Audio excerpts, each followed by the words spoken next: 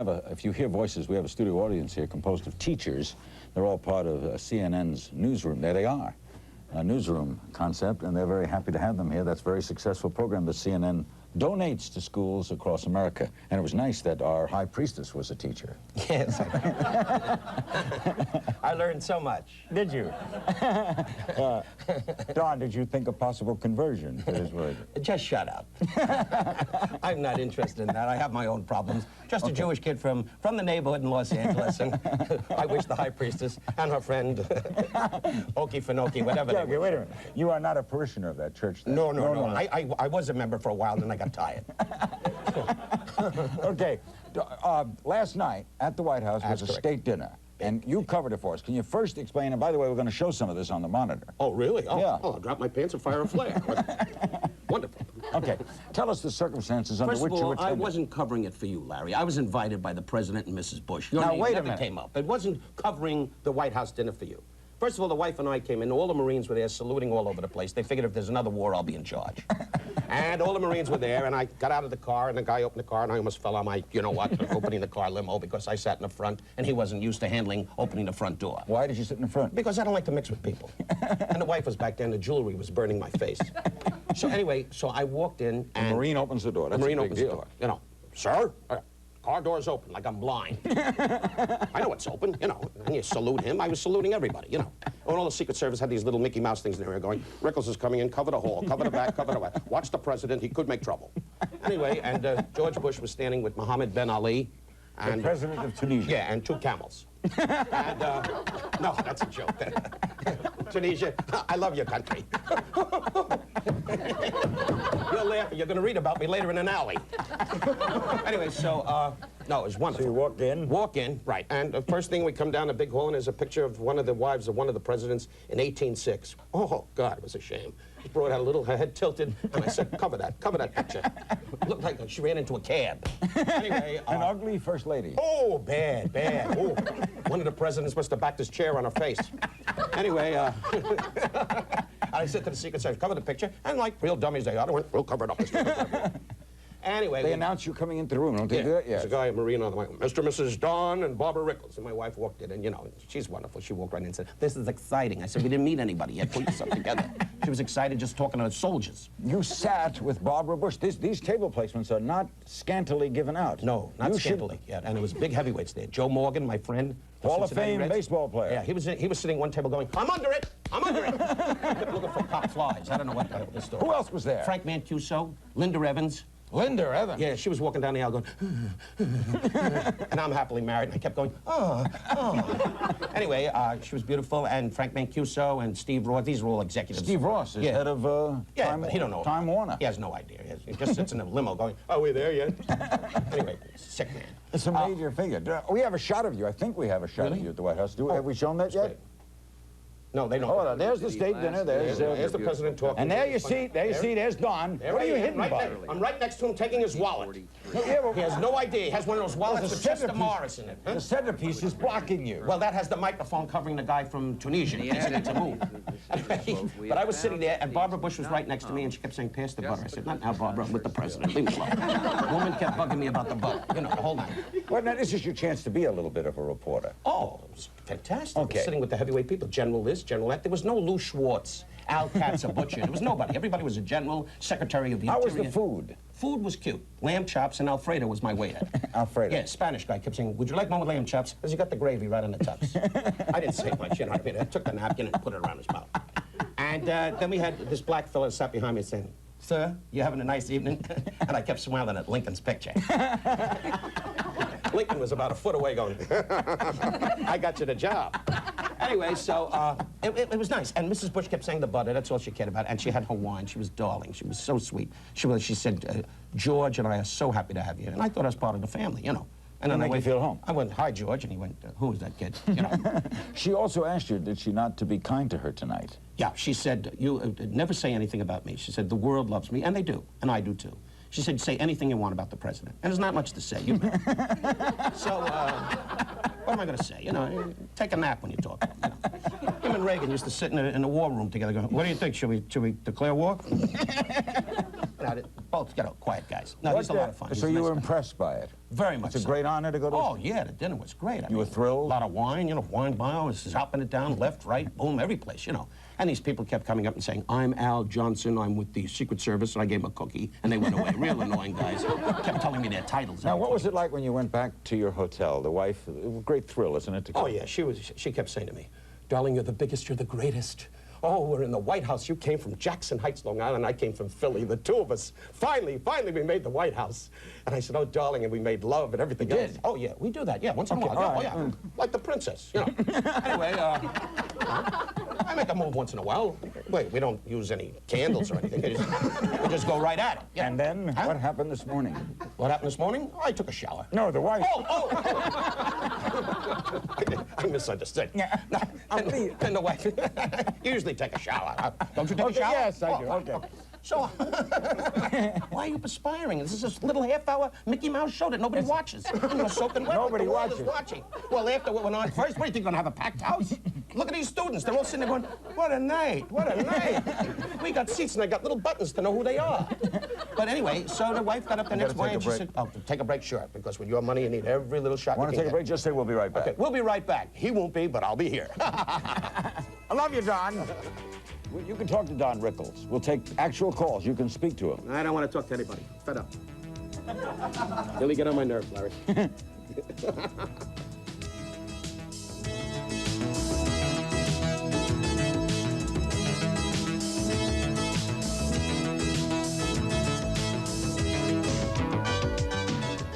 Big town, that's a shot of beautiful downtown Philadelphia at night.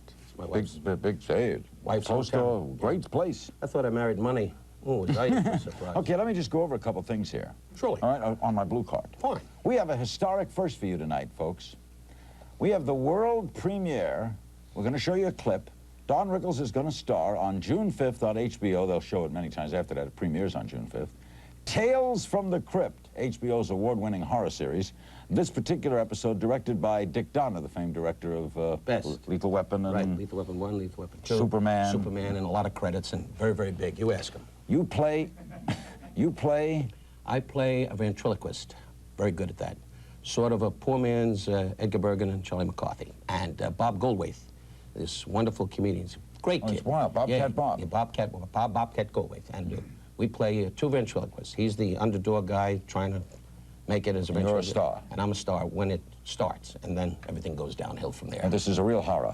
It's a horror. It's something I don't think you can handle. But It's scary. it's scary, right. And you do the voice of the... I do the voice of the puppet, of the dummy, puppet, or whatever. the dummy. The dummy, and I do my own voice. Okay. I've always done my own voice. They wanted to change that, but we switched it. And What does the dummy sound like? Well, you'll hear the clip. Maybe it's on the clip. I don't know if it's on the clip or not, Larry. Because this is a first. This is a first. This has Larry. never been seen. Larry, this interview is starting to wear on me. Okay. Start to get to the meat, sweetheart. All You're right, starting okay. to stall All on. right. From Tales from the Crypt, directed by Dick Donner. What's the name of it? The ventriloquist dummy. Would you That's the name? tap on the set? Maybe it's going on. This scene from The Ventriloquist's Dummy. Watch.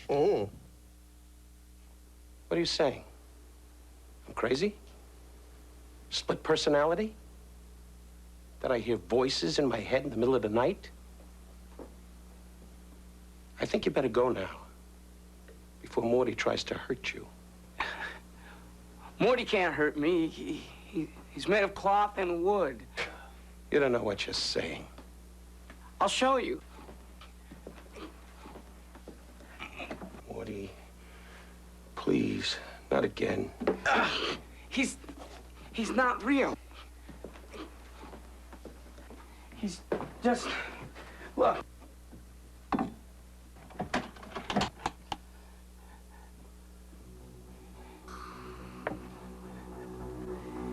He isn't real. He's constructed of wood and cloth.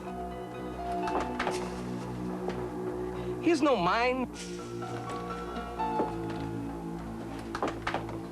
No soul. And no head.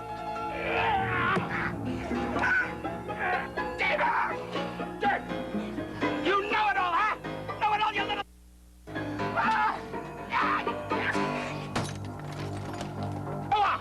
Go on. You missed something. Take a look. Go ahead. Look. Look at quite a mask. Morty's like me. He's real. He's flesh and blood. In fact, Morty is my brother. Oh, that's it. I want to thank the Academy and my family and my dear brother Lou, who without him I couldn't have accomplished that. You like doing that? I loved it, Yeah? especially with a guy like Dick Donner. He's such a, I've worked with many directors, and I haven't done film in a long, long time. But working with this man was like a treat for me. He made me feel so at ease, and it's something different. And I think those of you that have HBO, I hope you take a look, because I tell you the truth, I never saw this before, and I got chills. I was marvelous. Couldn't believe how good I was. But Dick Donner, I owe it to. He's some kind of actor. I want to run down a couple of things here that it says here on the blue card. Yeah. Andrew Dice Clay says, and others that love that ilk, that they were greatly influenced by you and they hold you in great esteem. How do you feel when you hear that, Mr. Rickles? Well, I feel flattered. I know In fact, this month's Vanity Fair Really? praises you, yes. I didn't know that. But I think that's great when young people think I'm pretty good. Does it make I know. you feel old? Huh? Does it make you feel like a... No, I start to get out of the limousine backwards. But I don't feel old. feel But like once in a while I look at the neck and I start to go, and then a couple of Mexicans in my neighborhood going, time to go to work. Anyway, so I really, funny stuff, huh? It's a shame I'm talking to nobody. But I must say that I feel very flattered when young people say those things about me. And I know Dice Clay is controversial, but I got news, He does his thing, and if he packs a place, more power to him. Okay, and you have, ever since, we've never discussed this, but you have been annually voted among the nation's best-dressed men by the Costume Tailors Guild of America. Really? That's wonderful. You didn't know that? No, for years I thought it was George Shearing. No, I didn't know that. No, that's wonderful. Well, I do dress nice. Now, you walk around in suspenders with a can of beer in your back pocket. I mean, I dress up. You don't like the way I look? Sure. No, but you always have this image with the, like, I get the feeling you should have a garter belt here that says, drink it, lose. You know what I mean?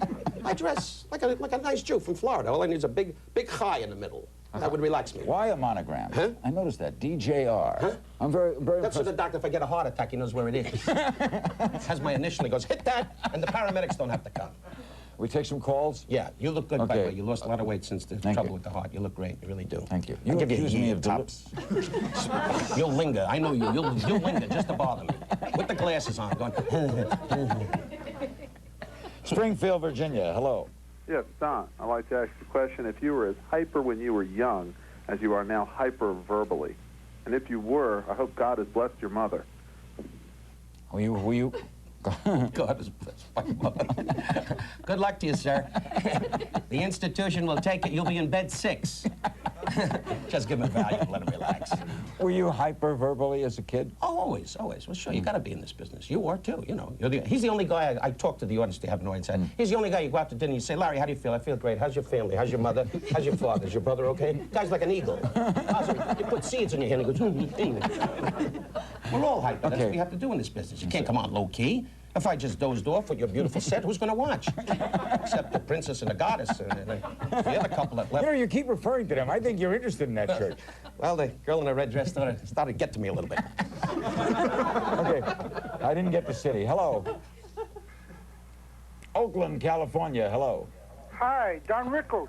That's correct. Correct. Hey, listen, I want to know which star or entertainer has been most insulted by your, the way you act or insult or roast or whatever you do. Lou Katz, you ever hear of him? Marvelous star. He's in the Jewish theater. He played the part of Ruby. And you killed him. And I knocked him right on his, what? Let's discuss some other people. Frank Sinatra, he's still a major figure in the business. Frank is my life. And if you make one crack about him, you're going to read about yourself as you drink water. Frank is your life? My life. I was at his home for Easter with his family, his lovely wife, Barbara.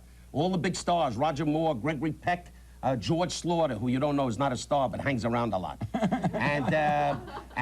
was it like at Frank's house? Oh, terrific. He got up in the morning, and I checked with the wife. I said, is Frank up? She said, yes. I said, we're up. You do exactly what Frank does. Frank goes to the bathroom, you go to the bathroom. Twice I didn't have to go, and I forced myself because he went to the bathroom. This man is my life. I swear to God. Now, you'll be we sit around, and he says, "Do you love Italy?" I said, "Absolutely." He said, "We bombed Jerusalem in the morning." That's how devoted I am to this man. All right. And we're going on a concert tour. I see this. Frank Sinatra and Don What is this, Rickles. a reading class? No.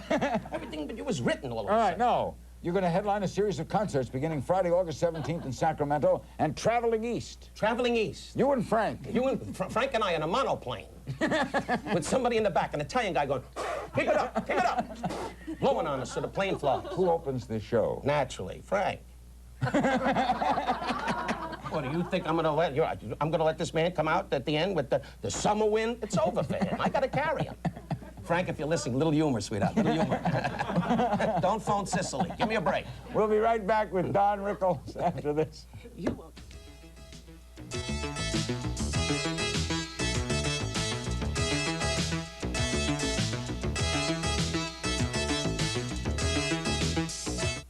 Shot of the Los Angeles Coliseum. Los Angeles, the home of our guest, Don Rickles. It's an honor to have you here in Washington. The entire city feels blessed by your just being part of it. I feel that. Two cops said, "Pull over, we're blessing you."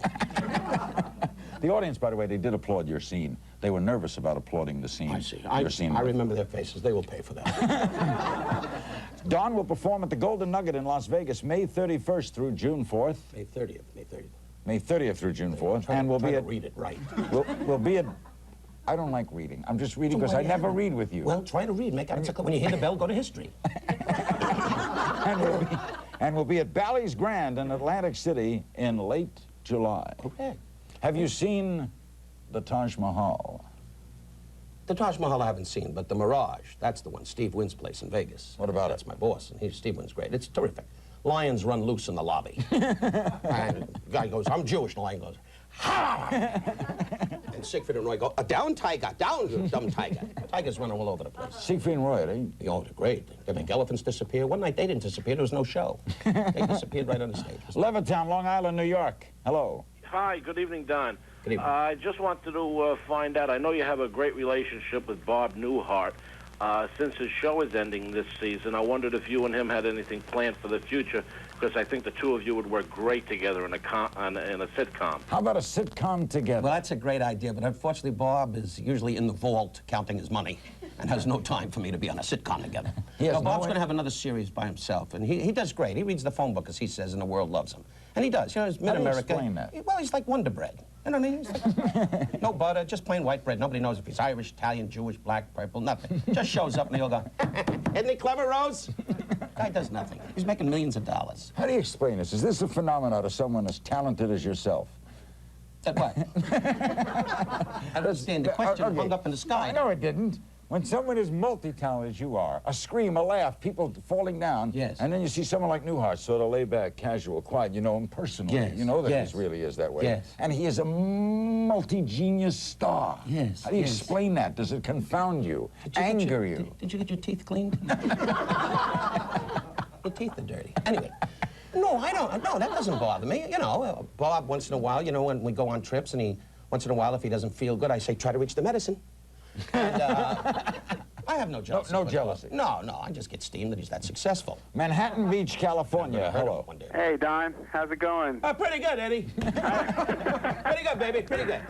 I got a couple questions for you. Make it about 7. Go, baby. It's your night. How do you stay so with it, so sharp, so up with the comic edge? Hey, sweetheart, you know what I mean? Working the docks. I worked the docks in 1962, and in 1968 I was a freight loader. And that gave me all the experience. And that's why I want to say, let's get together soon, huh? You give me a call. Have you got any advice for Jim and Tammy? Jim and Tammy, yeah, hey, they got a couple of bad breaks. That's all it was. That's the way you look at it? Yeah, a couple of bad breaks. Bad breaks? The organ was too loud. The guy blew it, that's all. Hey, give him a break. I got nothing against Tammy. And the guy, he's in prison now, sitting there going, "Hey, pump that organ, pump that organ. Maybe I'll get bail. Who knows? What do I care, Tammy? I got my own troubles. I don't know." You don't care about what happened to them? Oh, I don't care. I really don't care. You don't care? No! You Jewish annoying person. I don't care. How about the Trump divorce? Do you care? Trump, I don't care. You don't care. Let the hotel fold with him in it, I don't care. Why, does he get up in the morning and worry about you and I? No. Does Donald Trump get up in the morning and say, gee, I wonder if Rickles is okay? Hello. Find out if Don Rickles is okay. Where are you going to be, Donald? At the golden safe. Counting and giving Ivana her end. 70 billion 9, 80 billion 8. And she's going to sit in the corner doing, Boryovka, Nyoshka, Boryovka. I don't know, is she a Russian, bro? What is she, Russian, French, what? What is she? Check. Check. Oh, good. I check you and I jump you. Okay, so she's checked. I'll let her go to Prague and buy the city. You're out of control. Of course. We'll be back with Don Rickles. Well, maybe. After this. After this. Work on your speech.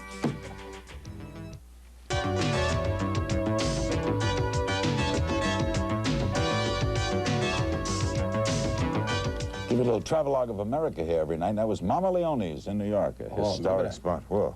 Swiss cheese, big piece of Swiss cheese. I used to work there when I worked at Copacabana. I used to go in there. Oh, a lot of years ago. And you started here, right? I mean, you get your big start right here in right by the Ambassador Hotel. 14th Street is a big prostitution area now. Oh, hey, I was charging the girls then.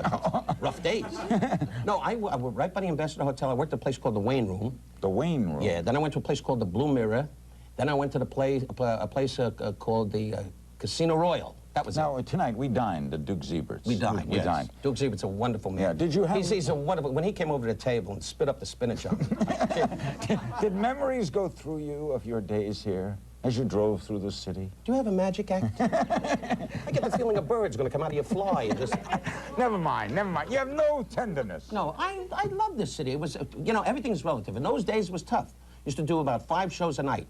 And we worked in the Wayne Room, and they had a strip teaser. You know, she used to come out in those days, you know, when they just showed like nothing. You know, guys, the sailors, you know, they had the hats moving. Anyway, and a lot of hats moving. Oh, geez. And it was wild in those days. And I used to come out in continuous entertainment. Tony Santoro, a comedian from Philadelphia, very successful. Myself and a guy called Sonny Mars, who passed away, rest his soul. And a lot of guys. And we used to just keep entertaining. And the strippers would go boom, da boom, da boom. And we used to come out and fill in with jokes. And in those days, I was single, always looking for a girl. And I always found a waitress with the teeth always spread apart, and then she whistled a lot. You know what I mean? I always felt for one of those waitresses that said, you're a wonderful person. And they used to hiss, and the napkin used to go in the air. Doesn't make much sense to you, but when you're lonely, that was a lot of fun. This is your memory of Washington? Washington, yes. Toronto. And I stayed in the Parker Hotel. Okay. We heard the guy in the next room. All right. No, sorry I asked. Okay. Toronto, Canada. Hello. Hello, Larry. Hi. Hi, I love you and I love your hair. But my question to Mr. Rickles is, does he think men without hair are more attractive than men with hair? Is she asking me or you? Mr. Rickles? You. I think men without hair and hair with hair are men without hair. And hair is basically attractive. Because that's hair. What's that all about? Bless your heart. Broad needs a Valium. Cocoa Beach, Florida. Hello. Hello, Don. This is Ron Arbetter from Cocoa Beach. Ron Arbetter. Ron Arbetter. Hey, guys. Gang. Hey, Ron Arbetter. Hey, Ron. You hear it, Ron. You love.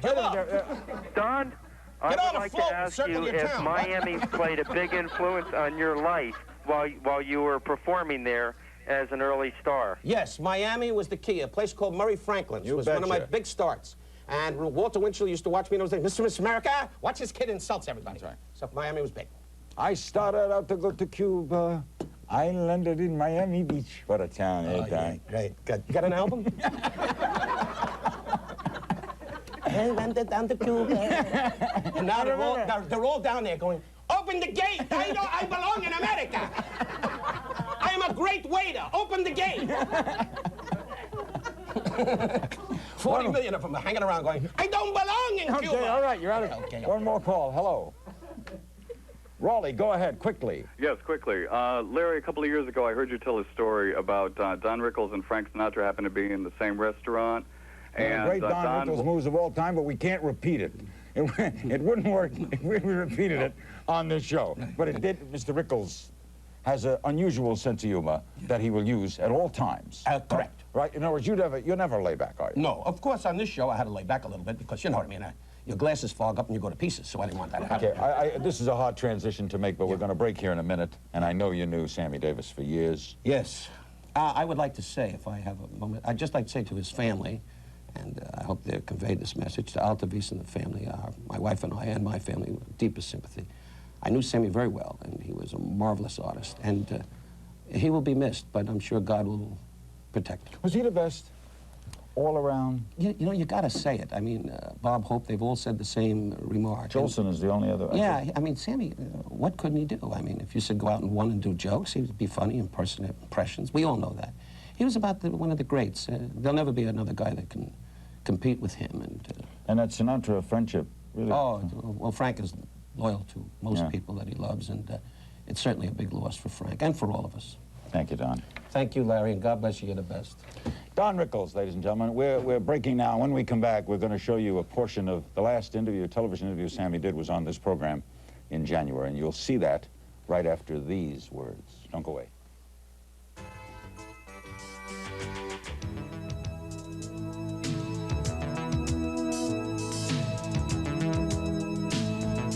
For a transcript, call 1-900-468-LIVE. You'll be billed $5 on your phone bill. Or send $5 to Journal Graphics, 267 Broadway, New York, New York, 10007. You and Frank and Liza, though, on that tour, these are 3 closing acts. You had to open. Who cares? But there ain't no opening act. Don't you understand? There ain't no opening act.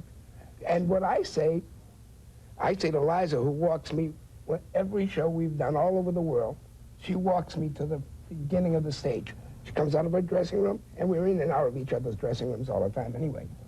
Walks me to the entrance. She says, okay, go get him.